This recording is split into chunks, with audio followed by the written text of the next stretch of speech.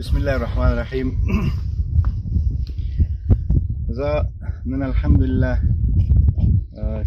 دلته درو ولسوالۍ ته دا د صحنې شهیدان یې قمندان صاحب کردک سره دی، طیب او مولوي صاحب حامد سره دی، د پل لواء قمندان چې دې ځای مسؤلین دي مجاهدینو سره ولیدل.